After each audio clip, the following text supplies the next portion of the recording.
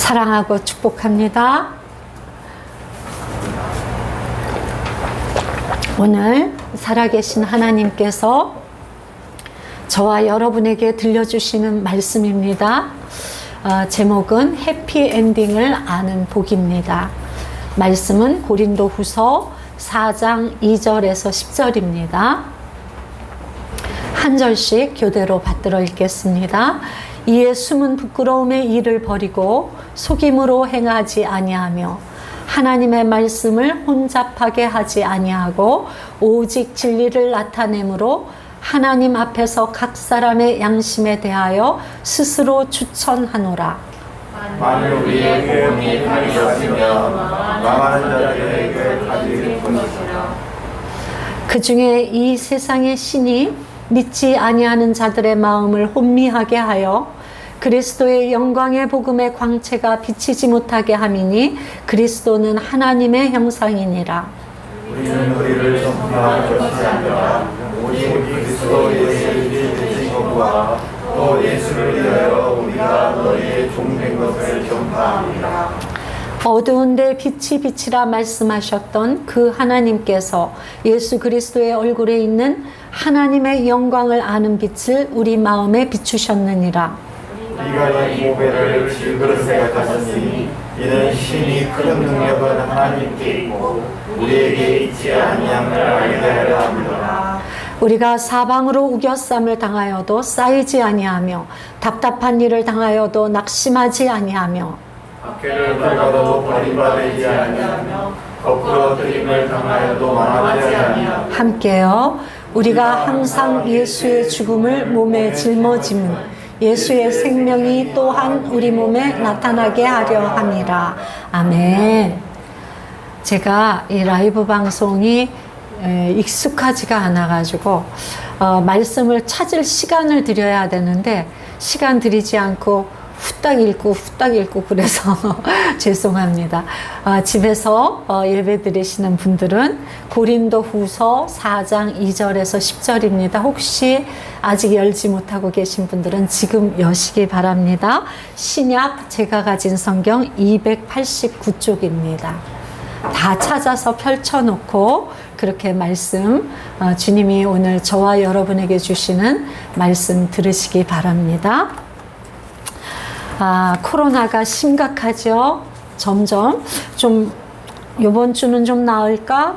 그런데 나아지지 않습니다. 그래서 여러 가지 추측들이 많이 일어나고 누구나 지금 혼란과 불안 가운데 있습니다. 그렇죠?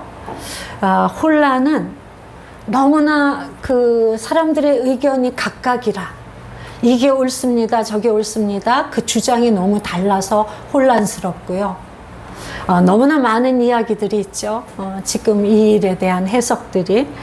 또 불안한 것은 미래가 전혀 예측이 되지 않기 때문에 불안합니다. 그죠? 이게 육적인 질병에 관한 것도 그렇지만 영적인 것도 그렇습니다. 이 일들에 대해서 교회들이 많고 목사님들도 많으시고 성도들이 많은데 그 교회 중에 또는 목회자 중에 성도 중에 하나님 무관심한 사람은 제껴놓고 그냥 자기 소견에 옳은 거 이야기하시는 분들은 제외하더라도 기도 많이 하시고 하나님 앞에 잘 살려고 결단하고 열심히 사시는 분들도 이야기가 각각 다르지 않습니까? 그죠? 그래서 혼란스럽습니다. 어떻게 이 일들에 대해서 대처를 해야 될지 우리가 잘 알지 못합니다. 어떤 교회는 교회가 미안합니다 라고 크게 현수막을 붙여놓은 교회들도 많습니다. 왜냐하면 교회가 우리의 믿음을 주장함으로 믿지 않는 이 세상의 어려움에 동참하지 않는 걸 미안하다고 이야기하는 것이겠죠. 그분들은 아마 선하고 아름다운 마음으로 그렇게 했을 것입니다. 그런데 여러분, 또 교회에 예배 꼭 드려야 된다고 주장하시는 분들도 거칠고 무례한 사람들만 그렇게 주장하는 게 아니에요. 정말 예배가 얼마나 우리를 죽을 수도 있고 살릴 수도 있는 그런 중요한 것인가를 아는 분들이 이렇게 예배를 우리가 포기할 때 무슨 일이 일어나는지 알아서, 그래서 이거는 목숨 걸고 지켜야 돼, 그런 선한 생각으로 그런 주장을 할 수도 있습니다. 그죠? 그래서 그 누구도 나쁜 사람만, 이쪽이 옳은데 이쪽 생각하지 못한 사람만 그런 주장을 하는 것은 아닙니다. 그래서 더 혼란스럽습니다.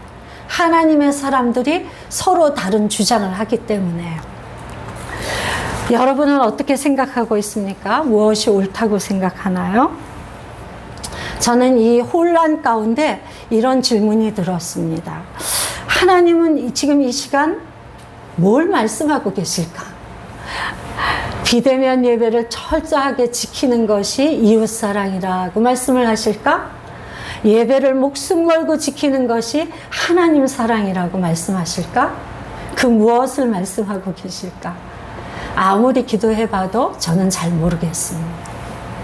다만 그냥 제가 하나님 앞에 열심히 기도하고 지금의 이때는 이렇게 순종하는 게 옳다고 생각해서 저희 교회는 비대면 예배를 하고 있는 것입니다. 그렇다고 해서 대면 예배를 주장하는 분들이 틀렸다라고 말할 수 없는 게 저희 심정입니다. 이해가 되시나요? 왜 하나님은 똑부러지게 기도하는 모든 사람에게 성령님이 이건 대면 예배를 해야 돼, 비대면 예배를 해야 돼, 이렇게 결정해 주지 않으실까? 그 질문이 저에게 있습니다. 여러분은 그런 질문이 안 생기시나요? 기도 안 하면 모르는데 기도하면, 최소한 하나님 앞에서 기도하면, 기도하는 분에게는 어떤 한 가지 답을 주시면 얼마나 좋을까? 그런데 하나님 그렇게 하지 않으시잖아요. 왜 그렇게 안 하실까? 진리가 없어서가 아니라 하나님은 우리가 진리라고 율법적으로 딱 고정시키고 싸우는 것을 원치 않으셔서 그래요. 우리가 아무리 생각해도 이게 옳다고 생각을 해도 그렇지 않은 사람도 옳을 수 있다는 것을 이해하는, 서로 용납하는, 마음을 여는, 그것이 십자가고 주 안에서의 하나됨이기 때문에 굳이 하나의 답을 주시지 않는 것이 아닐까. 이건 이렇게 생각할 수도 있고 저렇게 생각할 수도 있는 문제이기 때문에, 복음과 진리의 문제가 아니기 때문에, 그래서 이렇게 서로 다른 의견을 가지도록 허락하시는 건 아닐까? 이 시간에 너희들이 이 서로 다름을 어떻게 사랑으로, 어떻게 이해함으로, 그러나 어떻게 서로를 권면함으로 함께 나갈래? 이걸 보시기 위해서 일부러 이 혼란을 허락하고 계신 건 아닐까? 저는 그런 생각을 좀 해보았습니다. 제가 옳은지 그른지는 잘 모르지만, 왜냐하면 제가 부모 입장에서, 목회자 입장에서 보니까 서로 다른 얘기를 각 사람에게 할 때가 있더라고요. 예를 들어서 전에 제가 어떤 목사님 설교할 때 그 예화를, 이런 경우는 아니지만 그 예화가 생각이 났습니다. 부모가 자녀가 셋이 있는데 한 자녀는 공부도 잘하고 몸도 건강한데 교회를 안 다녀. 또 한 자녀는 건강한데 건강하고 신앙심 좋은데 공부는 안 해. 어떤 자녀는 공부도 잘하고 건강한데, 아니야, 신앙심 좋은데 몸이 약해. 그럴 때 그 부모는 그 하나하나의 자녀에게 무슨 말을 할까? 한 자녀에겐 공부가 중요한 거야. 그래도 공부를 해야 돼 라고 이야기하고, 어떤 자녀에게는 공부 아무리 잘하고 아무리 건강하고 아무리 잘 나가도 소용없어, 하나님 모르면 안 되라고 가르치고, 어떤 자녀에게는 건강보다 중요한 건 없어, 이렇게 가르치지 않을까요? 그러면 우리가 율법적인 기준을 가지고 보면 이 부모는 왜 이렇게 혼란스러워? 가치관이 이렇게 엉망진창이야? 라고 비난할 수 있습니다. 그게 아니잖아요. 그게 아니잖아요. 부모의 소원은 이 세 가지를 우리가 튼튼하게 힘있게 갖추기를 바라는 거잖아. 그래서 어떤 교회는 예배를 목숨처럼 지키는 게 그 교회의 하나님의 가르침이 되어야만 하기 때문에 그렇게 말씀하시지 않을까요? 어떤 교회는 그것도 중요하지만 우리의 시야를 넓혀서 확장해서 그냥 포용하고 세상을 아는 걸 가르칠 필요가 있어서 그렇게 말씀하시는 건 아닐까요? 사람은요, 율법적입니다. 모든 사람은 흑백 논리가 있습니다. 내가 옳으면 나와 다른 건 다 틀렸다라고 생각하는, 그래야만 속이 시원한, 우리에겐 그런 속성이 있습니다. 그게 율법의 속성이에요. 그래서 하나님은 이러한 때 기도하는 사람에게까지 같은 말씀을 들려주시지 않는 건 아닐까? 저는 그렇게도 생각을 해보았습니다. 제가 꼭 맞는 것은 아닐지 모르지만 그럴 수도 있다는 생각을 해보았습니다. 아무튼 지금 굉장히 혼란스럽습니다. 주장이 너무 많습니다. 정치적인 주장도 얼마나 강한지, 자기의 주장과 다르면 다 모든 게 나쁜 거야. 이쪽에서 나쁜 짓을 해도 좋고 저쪽에서는 조금만 흠이 잡히면 완전히 나쁜 거고. 우리라도, 그리스도인이라도 하나님의 마음을 알고 하나님의 관점을 알고 이 혼란스러운 주장에 끼어들지 않고 하나님이 내게 주시는 마음, 그 마음만큼 힘을 다해 하나님께 순종하면서 가면 하나님의 어느 시간에 우리를 하나 되게 하시고 살아나게 하시고 보배롭게 하시는 시간이 반드시 올 것입니다. 저는 그렇게 믿습니다. 지금 대면 예배를 하는 게 맞느냐, 비대면이 맞느냐, 이거 갖고 성도끼리, 한 성령님 안에 있는 성도끼리 서로를 미워하고 왜 저래 손가락질하고 비난하고 분열하는데, 하나님께 주권을 올려드리십시오. 하나님이 이 상황을 다 알고 계시고요. 대면 예배를 주장하는 자들 안에도 하나님이 받으시는 사람이 있고 받지 않으시는 사람이 있고요. 비대면을 주장하는 교회와 성도들 안에도 하나님이 받으시는 예배가 있고 그렇지 않은 것이 있습니다. 그걸 아셔야 돼요. 비대면은 옳고 대면은 옳지 않은 것이 아니라 우리의 동기가 어디에 있는지, 정말 하나님 나라를 위해서 기도하며 내린 결정인지, 그렇다면 우리가 부족해서 혹시 잘못된 결정을 내렸어도 하나님은 그 진심을 받으시고 합력하여 선을 이루실 것입니다.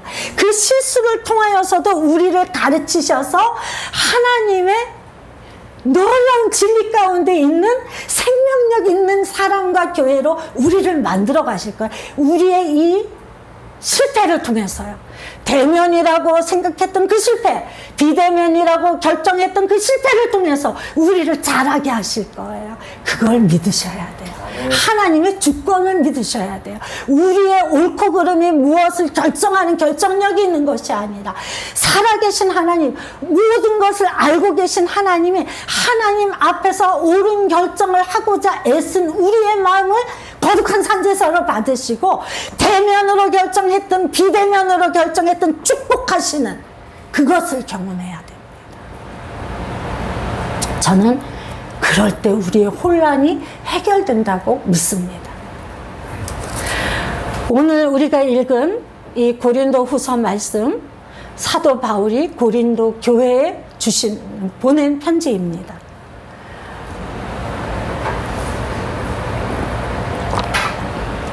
이 교회에 우리가 지금 겪고 있는 똑같은 혼란이 있었습니다. 이게 오라, 저게 오라. 아볼로가 말하는 게 더 하나님 앞에 합당한 진리야. 아니야. 바울이 진짜야. 아니야.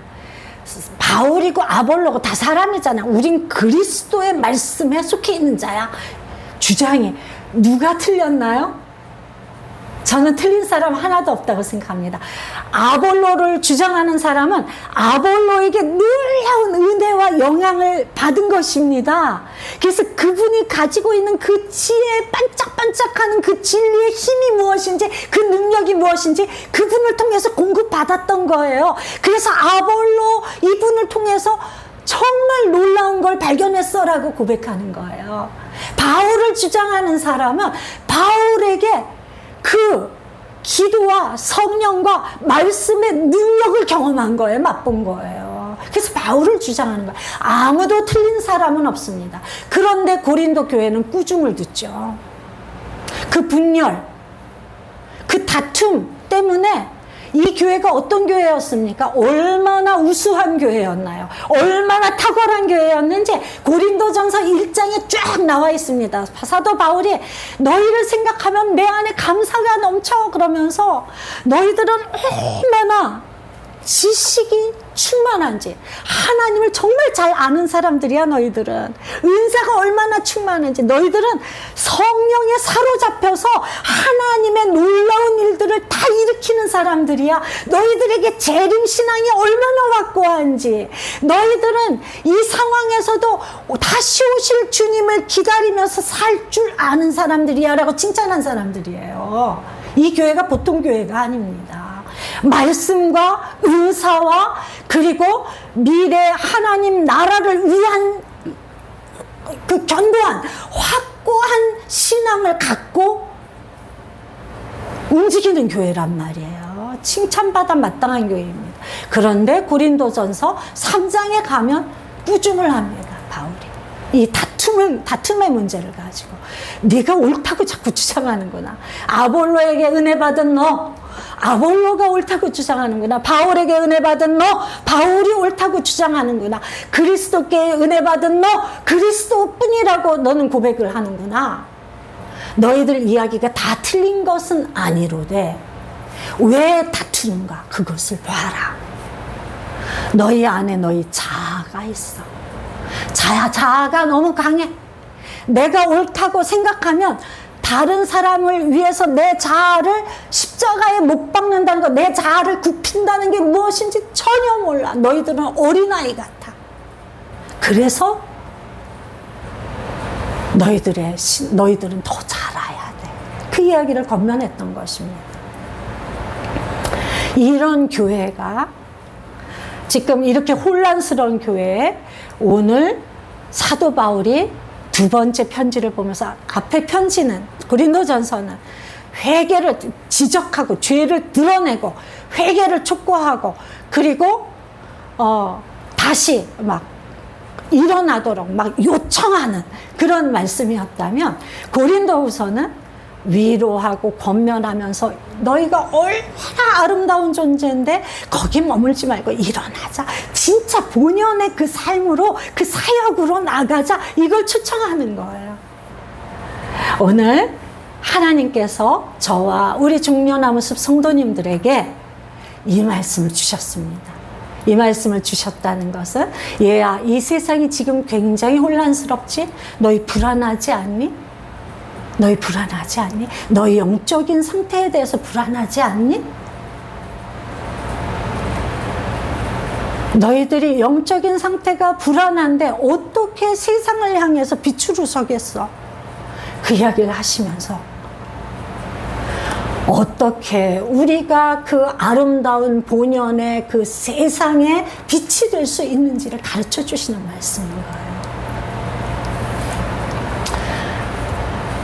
주님이 오늘 저와 여러분에게 말씀하십니다. 부끄러움의 일을 버려라.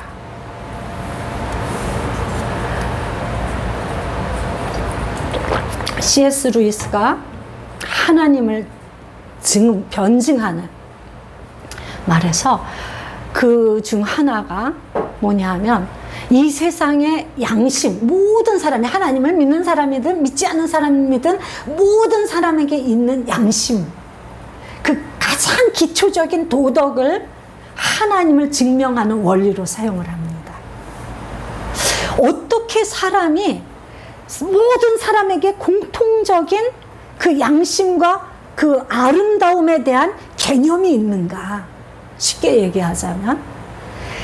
그게 하나님이 없이 가능한 일인가?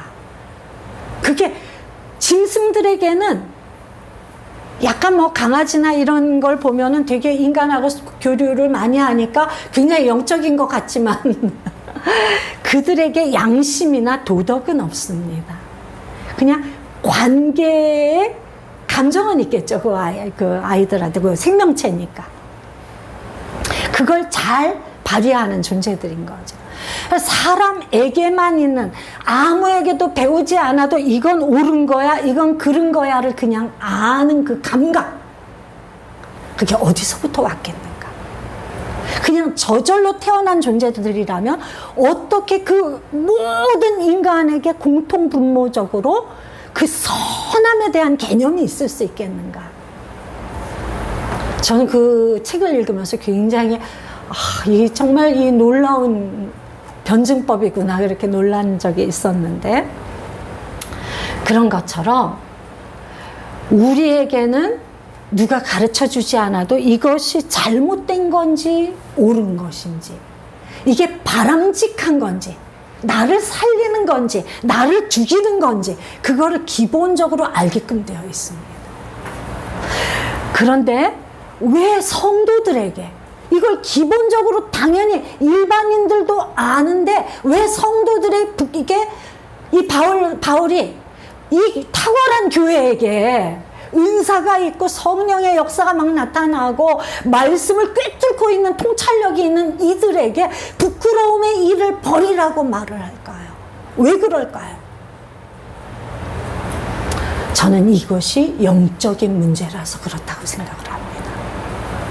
왜 부끄러움의 일을 알지 못할까? 왜 버리지 못할까? 아는데, 노력하는데 왜 안 될까? 영적인 어두움 때문이라는 거예요. 그것을 여기에서는 혼미함이라는 단어로 표현하고 있습니다. 4절에 보면 이 세상의 신, 악한 영들을 얘기하는 거죠. 원수를 얘기하는 것입니다. 아담과 하와가 하나님의 말씀을 딱 거절하고 하나님 말씀 난 안 믿어요. 얘 말 믿을 거예요 라고 딱 말하는 순간, 그리고 얘 말을 따르는 순간 나를 다스리는 권세가 하나님으로부터 얘에게 주어진 거예요. 내가 선택한 거예요. 내가 내 주인을 선택한 거예요. 하나님이 나의 아버지, 나의 창조주, 나의 놀라우신 분, 나를 행복하게, 나를 살리시고 나를 영원히 빛나게 하실 분이라는 이 절대적인 진리를 딱 거절하고, 아니요, 나는 하나님을 그렇게 생각하지 않습니다. 난 이 말을 들으니까 얘 말이 맞는 것 같아요. 얘 말을 나는 듣기로 결정합니다 하는 순간 주인이 바뀌는 거예요. 안 그렇겠습니까? 내가 순종하는 그가 내 주인입니다. 하나님 말씀 먹지 말라는 말씀이 있었는데 사단은 먹으라고 이야기하는데 내가 먹으라는 그 말에 순종하였다면 내 주인은 더 이상 하나님이 아니신 거예요. 원수가 내 주인이 되는 것입니다. 그래서 이 세상의 신이 된 거예요. 등극이 됐어요, 사단이. 이 세상은 원수가 다스리는 세상입니다. 구원은 뭐냐면 어느 날 이 세상에 다스리는 신이 있는지도 모르고 그거가 시키는 대로 살던 내가 어느 날 하나님에 대한 이야기를 듣게 된 거예요. 하나님에 대한 이야기를 듣고 깜짝 놀라면서 하나님 정말 계시다고? 세상에 정말이야? 라는 질문 앞에 하나님이 스스로 나에게 증명해 주신 거예요. 내가 진짜 살아있어. 이게 이론이 아니야. 신화가 아니야. 어디에 있는 누군가가 만들어낸 얘기가 아니라 진짜로 나는 살아있어. 그래서 네 삶에 내가 같이 있어. 내가 너와 함께 살아가고 있는 중이야. 이제 그 일을 시작할 거야 라고 말씀하시는 걸 듣는 거, 그때 구원이 임하는 것입니다. 아멘. 그래서 어떤 얘기도 이제 듣지 않게 되는 거, 이 세상의 신이 나에게 들려주는 그 혼미한 마음을 혼미하게 하는 그 이야기를 안 듣는 거예요. 그게 구원입니다. 그런데 내가 어느 날 어떤 사건에 의해서 자꾸 사단이 이야기하는 것을 내가 듣기 시작하고 주목하고 귀 기울이기 시작하였다면 내 주인은 주님이 더 이상 아니신 것입니다. 그래서 왜 우리가 모든 사람에게 주신 선이라는 개념을 하나님이 다 주셔서 누구든지 알 수 있는데 왜 어떤 사람은 살인을 하면서도 가책을 못 느끼고 말도 안 되는 행동을 하면서도 그게 부끄럽다는 걸 전혀 모를까? 이 혼미함이 들어와서라는 거예요. 여기에 4절에 마음이 나오고 이제 6절에 하나님 약속, 하나님이 우리의 마음에 하나님의 영광을 아는 빛을 비추신다는 마음이라는 단어가 두 가지가 나옵니다. 앞에 마음은 마인드예요. 뒤에 마음은 허트입니다. 우리의 심장, 심령. 앞에는 생각, 관점, 가치관. 이거 내 정서가 딱 판단하는 모든 것들. 그 마음이고요. 마인드고요. 뒤에 하나님이 빛을 넣어주시면 우리의 마인드도 바뀌지만 마인드 바뀌는 것은 힘이 없어요. 능력이 없어요. 하나님이 우리 안에 들어와서 불을 확 켜실 때 어둠이 순식간에 우리가 이 방에 불을 껐다가 켜면 어둠이 순식간에 물러가는 것처럼 내 안에 이 모든 어둠의 권세가 딱 깨지는 것. 그것이 주님이 우리 안에 들어오셔서 일으키시려는 생명입니다. 아멘. 이 교회가 하나님을 알고 경험했고 성령의 놀라운 것들을 많이 체험하고 말씀의 통찰력을 얻고 아무리 그랬어도 이 심령 안에 들어오시는 하나님, 이 빛을 경험하지 못한 사람이 많은 거예요. 그래서 혼란스러운 것입니다. 생각이 계속 혼잡하게 되는 것입니다. 부끄러움의 일이라고 알게 하시는 거 빛입니다. 우리가 벌거벗을 때 깜깜하면 내가 벌거벗은 게 수치인 것을 몰라요. 뭐 아무도 안 보이니까 나도 안 보이고 남도 안 보여. 그래서 막 벌거벗고 돌아다닐 수가 있는 것입니다. 그런데 누가 환하게 불을 켜버려. 그럼 깜짝 놀라죠. 사람들인데 내가 벌거벗고 있으니까. 그게 부끄러움입니다. 내가 옷은 입고 있는데 이상하게 입고 있어. 그 부끄러워지죠. 그게 부끄러워. 주님의 빛이 우리 심령 안에 들어와야 부끄러움이 부끄러움으로 느껴지는 거예요. 잘못된 걸 잘못된 것이라고 알아지는 거예요. 죄를 죄로 느낄 수 있는 감각이 일어나는 것입니다. 아멘. 우리가 죄에 대한 감각이 살아나야 됩니다. 죄에 대한 감각이 살지 않으면 그게 문둥병이에요. 영적인 문둥병. 피고름이 나오는데 아픈지도 모르는, 병 걸린 줄도 모르는. 이 피고름 때문에 문드러지고 피고름 때문에 사람들이 나를 피하는데 왜 나를 사람들이 피하느냐고 원망만 하게 되는. 나를 고쳐야 되는데, 내가 치유받아야 되는데, 주님은 얼마든지 우리를 고치실 수 있는데, 중요한 건 주님은 우리를 얼마든지 고치시고 새롭게 하시고 아름답게 하신다는 거예요. 우리는 그러잖아요. 죄에 찌들어 있으면 마약에 중독이 돼 있으면 난 마약을 아무리 끊으려고 해도 끊어지지 않아. 그게 중독이잖아요. 우리에겐 그런 이야기를 내가 수도 없이 하고 있고 듣고 있습니다. 난 이거 못해. 아니요. 성령님 얼마든지 하세요. 순식간에 하세요. 완전히 어둠을 빛으로 순식간에 바꾸시는 분이 하나님이세요. 그걸 아셔야 돼. 오늘 말씀이 그걸 얘기해 주는 거예요. 부끄러운 일을 버려야 돼. 속임으로 행하지 말고. 이거 거짓말 하지 말라는 뜻이 아니에요. 속임으로 행하지 말라는 거. 우리가요, 뭐라 그래? 하나님이 빛이 나를 이렇게 환히 비춰주지 않으시면 계속 자아가 강해져서 누가 나를 밟으면 막 비명 지르고 난리를 칩니다. 누가 나를 흉도 못 보고요. 나한테 안 좋은 소리도 못 해요. 막 난리가 나는 거야. 요만큼도 못 견디는 거야. 막 아프다고 비명을 지르고 반발하고 이렇게 되는 거예요. 그러나 주님 앞에 나가서 우리의 비참한 죄가 다 드러나도 그것을 보게 되면 하나님 앞에 엎드려서 주님 잘못했어요. 주님 절 살려주세요. 주님 저를 고쳐주세요. 그게 저절로 나와야 돼요. 그렇게 안 되면 우리가 어떻게 자기 자신을 속이느냐면 나는 괜찮은 사람이야. 그래서 나는 괜찮은 사람이야가 내 의식 안에 꽉 차 있습니다. 아니요, 우리 괜찮지 않습니다. 그리고 남의 안 괜찮은 건 그렇게 잘 보는데 내 안 괜찮은 건 별로 보지를 못해. 합리화가 많고 변명이 많고 이게 속임이에요. 계속 내 죄에 대한 합리화를 하고 내 변명을 하고 그리고 하나님의 초청에 답하지 않고 계속 반대의 자리에 머물러 있는, 그러니 어두움의 권세가 어떻게 깨어집니까? 나를 계속 메워줬는데 원수가 계속 그 영역에 나한테 공격하고 들어올 때마다 내가 문을 열어줬는데 걔가 와서 완전히 거기 앉아서 사는 거죠. 내 안은, 나는 성전이에요. 주님이 내 안에 들어오셔서 내 경배를 받으시고 내 찬송을 받으시고 내 박수를 받으시고 내 기쁨을 받으시고 내 감사를 받으셔야 되는데 하나님이 내 안에서 내가 기쁨으로 경배하는 예배를 받으실 수가 없어요. 너무 어두워서, 너무 슬퍼서, 너무 죄에 찌들어 있어서. 그리고 원수는 떡하니 그 자리에 틀어 앉아서 내가 네 왕이야 라고 이야기하고 있는 거예요. 그러면 안 되잖아요.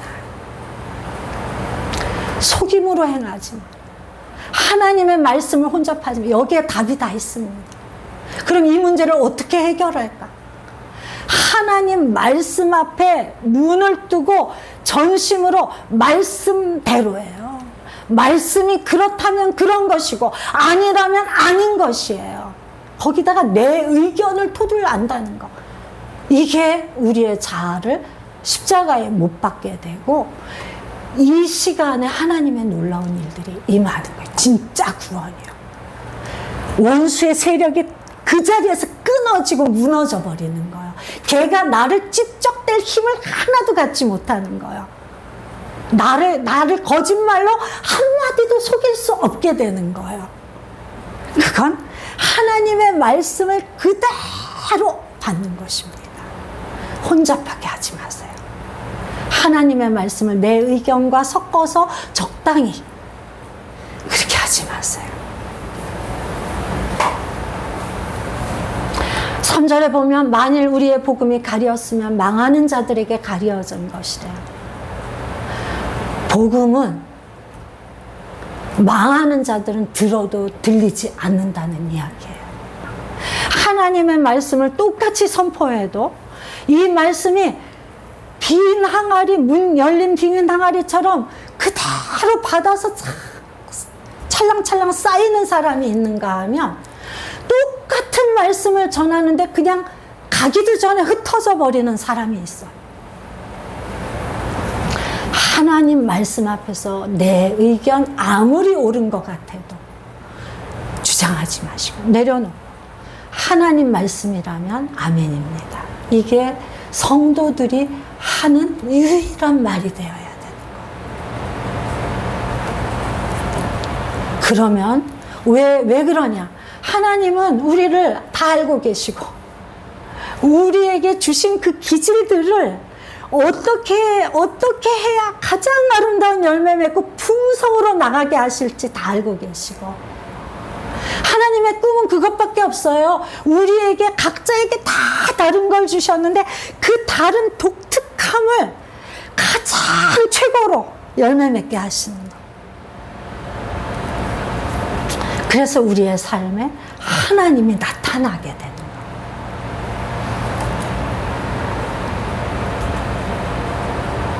우리가 이 말씀을 믿지 않으면 우리의 마음은 계속 어둠 가운데 머물게 된다. 원수가 들락거리게 되고 똑같은 고난이 하나님은 고난을 주시는 분이 아니라 그쪽으로 가면 고난이 있어 이쪽으로 와 하시는 분이라고 그랬잖아요. 근데 우리가 말을 안 듣고 그 길을 거절하고 가지 말라는 길에 있기 때문에 고난이 끝나지 않는 거라고 얘기했잖아요.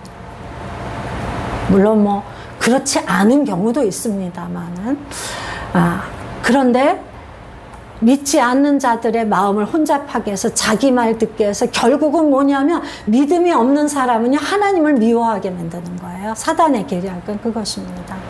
하나님 말씀을 믿어지지 않게 만들어. 설마 정말이야? 이렇게 의구심을 갖고 보게 하고 정말이겠어? 뭐 이렇게 하고 그리고 나쁜 일 당하면 그렇게 하나님 믿지도 않았으면서 나쁜 일만 당하면 다 하나님이 하신 거야. 이상하죠? 좋은 말씀 할 땐 그렇게 안 믿으면서 나쁜 일 일어나면 다 하나님이 하신 거예요. 왜 나한테 이러셔?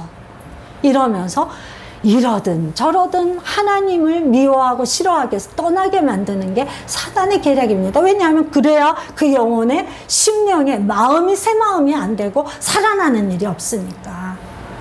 믿음이 있는데 속는 경우도 있어요. 자책을 하는 것입니다.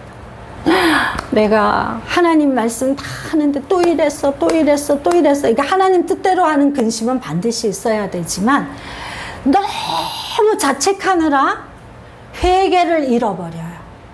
자책이 심해지면 회개를 못하는 거 아시나요? 회개는 자책으로 이루어지는 게 아니에요. 주님 앞에 나갔을 때 저절로 일어나는 게 회개입니다.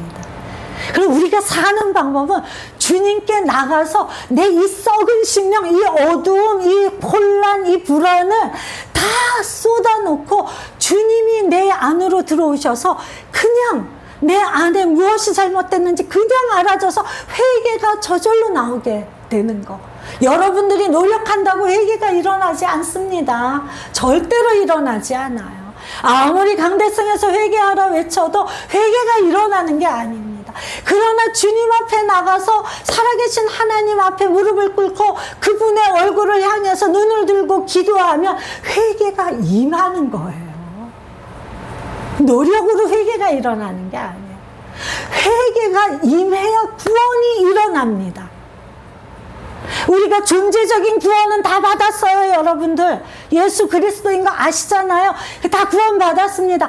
그러나 매일 내 삶에 일어나는 이 어두움, 이 혼란, 이 불안, 이 문제들, 나를 일으켜내지 못하는, 나를 주저앉게 만드는 원수의 공격을 하는 이 사건들에서도 구원을 받아야 될 거 아니에요. 아멘.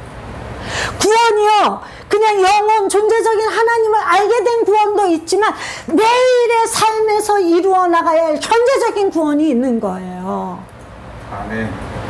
그 구원을 어떻게 일으키겠느냐고요. 내가 어떻게 아는 것으로 아니요. 지식은 보잘것없어요.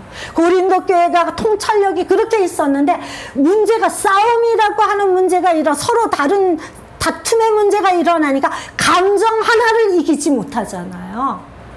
그 지식이 감정을 이기지 못한다니까요. 하나님의 말씀을 아는 지식이 감정을 이기지 못해서 능력이 없어요. 하나님의 사람으로 반응하고 말하고 기뻐하고 축복하고 서로 하나 되고 부둥켜 안고 축제 같은 그 그리스도인의 삶이 일어나지 않아요. 어떻게 해요? 살아계신 하나님 다 해주세요. 그분에게 가서 그분 발 아래 엎드려서 그분의 발을 붙잡는 거예요. 그거 외에는 없어요. 그분의 발을 붙잡고 하나님 나를 살리실 그 말씀 듣게 해주세요 라고 할 때 말씀이 임하고요. 이건 지식의 말씀이 아니라 나를 살리는 하나님이 직접 오셔서 나에게 들려주시는 말씀이란 말이에요. 그 말씀이 성령의 검이에요. 그래서 원수가 아무리 어떤 모양으로 나를 공격해도 웃기지 마. 난 지금 네가 이 사건을 통해서 저 사람을 통해서 나를 어떻게 끌어가려는지 환히 알고 있어. 분별이 임하죠. 분별이 이미 임했는데 속겠습니까? 속지 않는 거예요. 그래서 속임을 아까 말씀하는 거. 속임으로 행하지 않게 돼요. 속지 않았으니까 속임으로 행하지 않아요. 보통 자기 스스로가 자기를 합리화하면 자기가 자기를 속이는 거예요. 그리고 그걸 다른 사람한테 또 속이는 거예요. 보통 사람들이 자기가 속고 남도 속이는 거. 이게 속임입니다. 이 속임으로 살면 안 돼요, 그리스도인들은.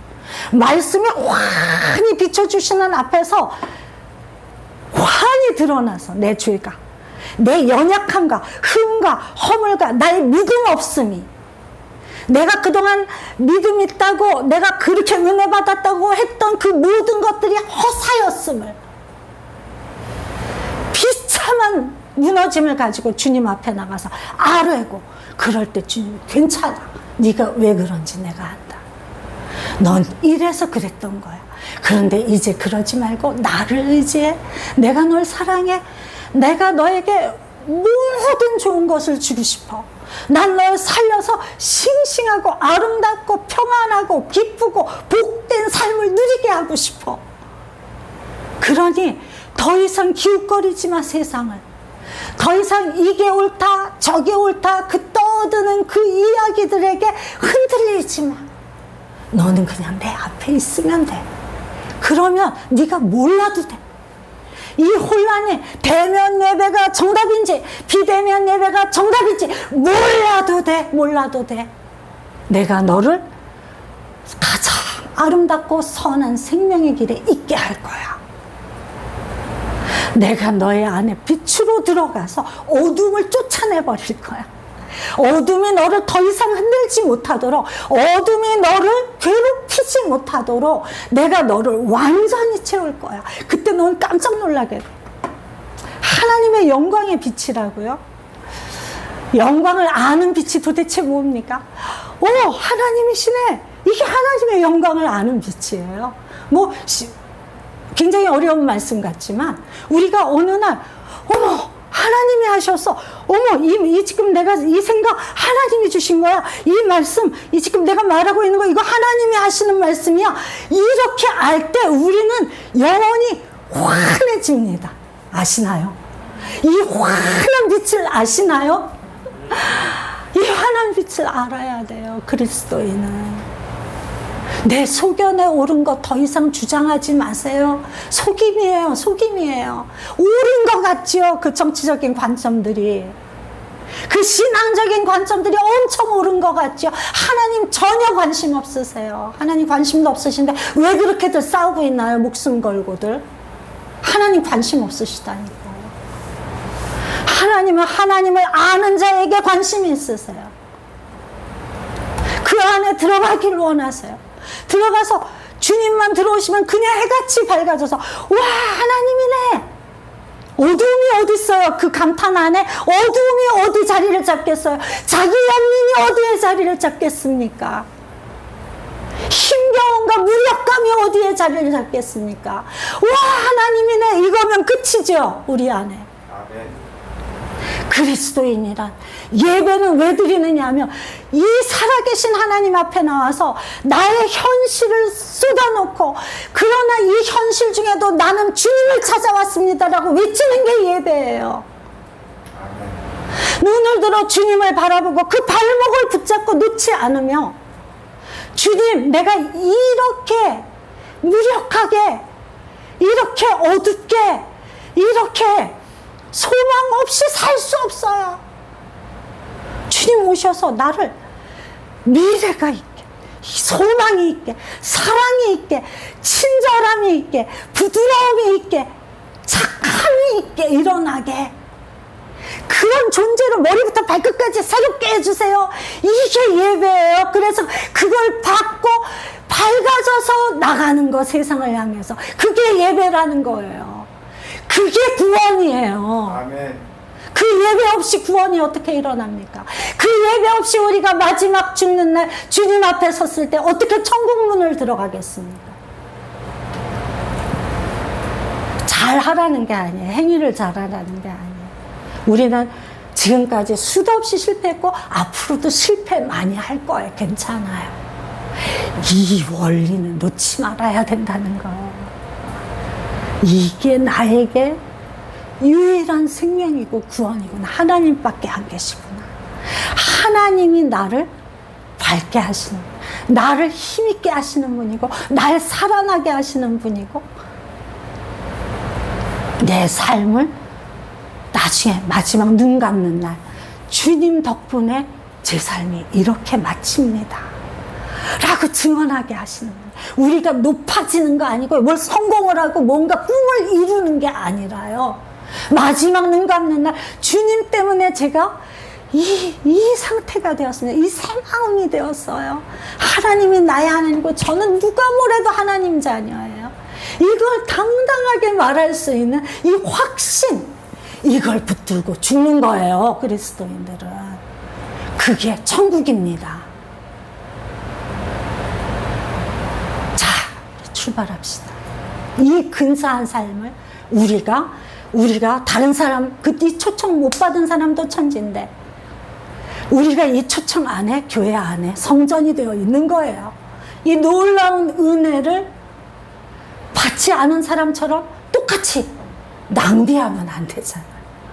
낭비하면 안 돼요. 하나님 땅을 치세요. 안 돼요. 절대로 안 돼요. 여러분은 반드시 빛이 나야 되고, 반드시 아름다워야 되고, 반드시 선해야 되고, 다른 사람들처럼 이게 옳으니 저게 옳으니 너 그러면 안 되니 이러면 되니 안 되냐고 싸우지 아니하고, 이 아름다운 생명력을 가지고 너 그렇게 생각했어? 그래, 축복해. 하나님이 그 위에 임하시기를 내가 기도할게.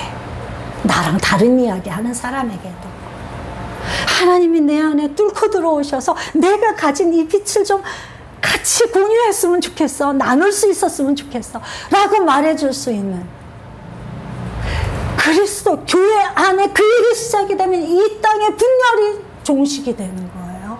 성도 안에 여전히 다툼과 분열이 있기 때문에 하나님이 그 일을 우리를 통해서 하셔야 되는데 못하고 계신 거예요. 자, 이제 그런 삶이에요. 우리는 이미 그렇게 부르심을 받았단 말이에요. 그 직분을 받았어요. 그러니 이제 우리가 하나님께 반응해야 될 차례잖아요. 네, 알았습니다. 하나님의 그 아름다운, 나를 아름답게 하시는 그 꿈에 전적으로 아멘합니다.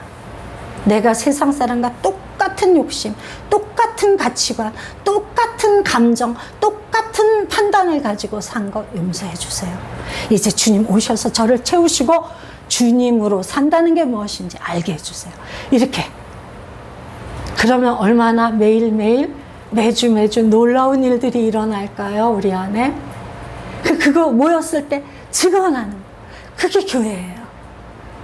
누가 그 믿음을 잃어가면 안타까워하면서 중보해서 하나님의 영이 일하지 않으실 수 없게 만들어서 그 사람 찾아가서 그 사람 안에 들어가시는 걸 보고야 마는 거. 이게 교회가 존재하는 이유란 말이에요. 우리 그런 삶을 삽시다. 우리 사랑하는 정년아무스교회 모든 성도 여러분, 저도 그런 목사 되려고 애쓸게요. 우리 실수해도 괜찮아요. 또 일어나면 되죠. 그죠?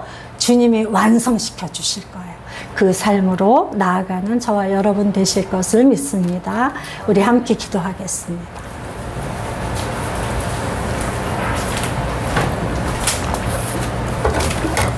주님께 나아가 하나님 그 빛이 저에게 임하게 해주세요.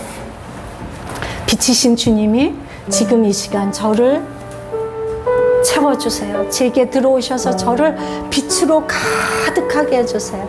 모든 어두움이 끝나게 해주세요. 그리고 명령하시기 바랍니다. 원수에게 예수 그리스도 이름으로 명하노니 나를 어둡게 하는 자, 내 안에서 권세를 휘두르던 자, 너 오늘 이 시간으로부터 끝났어. 떠나가. 이렇게 단호하게 외치시기 바랍니다. 기도하겠습니다. 오 하나님, 이 시간 간절히 기도합니다. 우리 안에 계신 주님, 우리를 사랑하시는 주님, 우리를 복주시기 원하시는 주님, 우리를 가장 아름다운 삶으로 이끌기 원하시는 주님을 찬양합니다. 주여 임하여 주시옵소서. 우리는 어둠에 속한 자가 아닙니다. 우리는 주님께 속한 자입니다. 주님께 나가기만 하면, 주님의 이름을 부르기만 하면 주님이 나를 뚫고 들어오시는 거룩한 성전입니다. 그래서 아버지 하나님, 부끄러운 것들을 발견하게 하시고 버리게 하시고 그 어두움을 향하여 외치게 하셔서 어두움이 끊어지며 빛이신 주님만 저희들을 다스리시는 그 놀라운 예배, 그 놀라운 삶 되게 하여 주시옵소서. 우리 안에 그 놀라운 일을 이루실 주님만 의지합니다. 저희를 불쌍히 여기시고 우리 종려나무 숲교회를 불쌍히 여기시고 우리 성도들의 고단한 삶을 불쌍히 여기시는 주님, 우리를 아름다운 그 열매로 인도하기 원하시는 주님을 찬양하오니 주여 오시옵소서. 지금 이 시간 오셔서 우리 모두 그 병들었던 감각들이 회복되게 하시고 주님이 내 안에 들어오신 것 알아 와 소리 내며 해같이 밝아진 마음이 되게 하시기를 간절히 기도합니다. 꼭 그 일을 우리 가운데 이루어 주시옵소서. 아멘.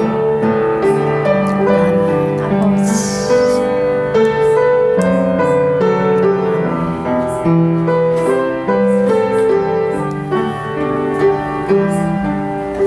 예수 그리스도 이름으로 명하노니 나와 우리 교회와 우리 성도들을 수시로 공격하여 마음을 어둡게 하고 힘이 빠지게 하고 믿음이 사라지게 만드는 원수 예수 그리스도의 이름으로 명하노니 떠나갈지어다. 오늘 이후로 우리에게 부리던 그 모든 권세가 끊어졌으니 완전히 떠나갈지어다. 예수 그리스도의 이름으로 명하노라.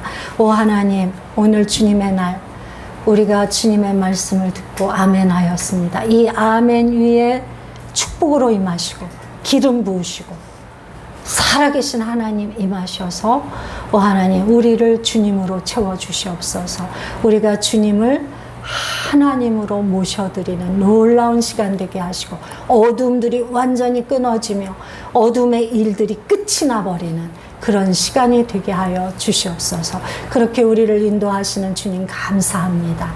또한 아버지 하나님, 우리 성도들 주님 앞에 드린 예물을 주님께 올려드리나이다. 이 예물을 받으시옵소서. 우리가 없는 자는 참으로 그 가진 것 중에서 얼마를 주님께 드리며 또한 있는 자도 자기가 가진 것 중에서 얼마를 주님께 드렸나이다. 하나님, 이것이 그저 사람의 체면이나 하나님 습관이 되지 않게 하시고 하나님을 향한 진실한 고백이 되게 하셔서 하나님이 기쁘게 받으시며 작은 것은 더 크게 축복하시고 큰 것도 또 축복하셔서 우리의 마음이 날마다 부요해지며 선한 일들이 우리 성도의 삶에 넘치게 하시기를 간절히 기도하옵나이다. 우리를 축복하시는 주님을 의지하오며 모든 말씀 예수님 이름으로 기도합니다. 아멘. 우리 다 같이 일어나셔서 날 구원하신 주 감사 찬양하겠습니다.